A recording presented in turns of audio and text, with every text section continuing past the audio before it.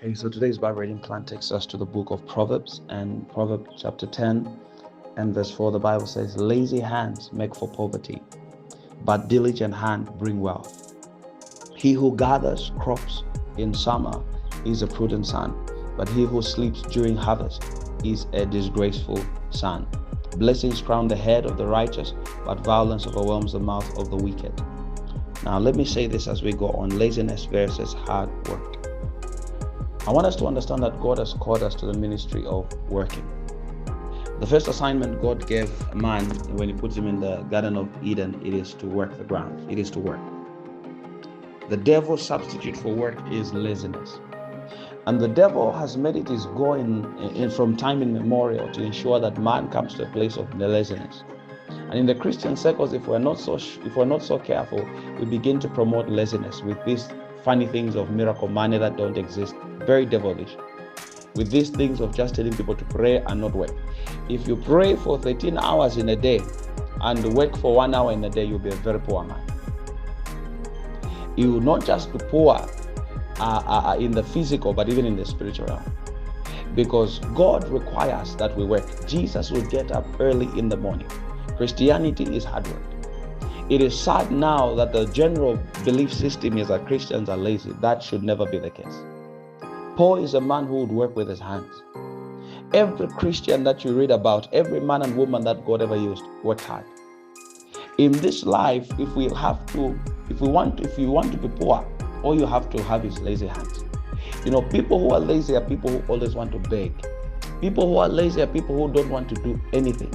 They just want, laziness brings about an entitlement. Have you ever met people who just, no, I just entitled? They feel that you have to help them.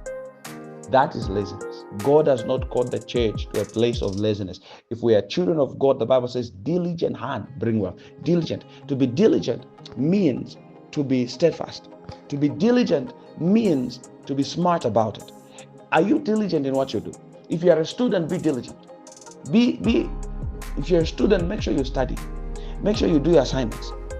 If you are a wife, be diligent. That's the Proverbs 31 woman. Diligent with your hands. To be diligent is to be creative.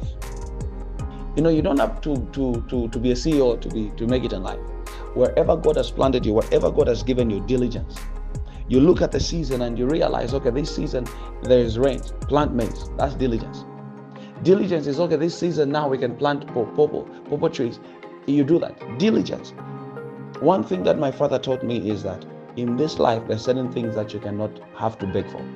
If you have space for a garden, if you don't have space for a garden, you get some amasaka and you put some seed there. It's to be diligent in this life.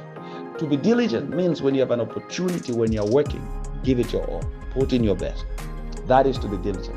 That when you have an opportunity, don't mess it up. Diligent hands bring wealth. Wealth does not just come by speaking. Wealth does not just come by wishful thinking. Wealth does not just come by prayer. Listen, I wish the Bible says, wealth, if you pray, you will be wealthy. If you serve, you will be wealthy. But the Bible says, if you have diligent hands. So God puts wealth in a man's hand. God puts wealth in what we are doing. So wealth will come from diligent hands. Now, the Bible here did not say wealth will come when you are a lawyer, when you are a doctor, when you are a president. It says diligent hand, meaning the Bible says whatever your hand finds to do. Now, this is what gets me excited, because whatever your hand finds to do means there is no qualification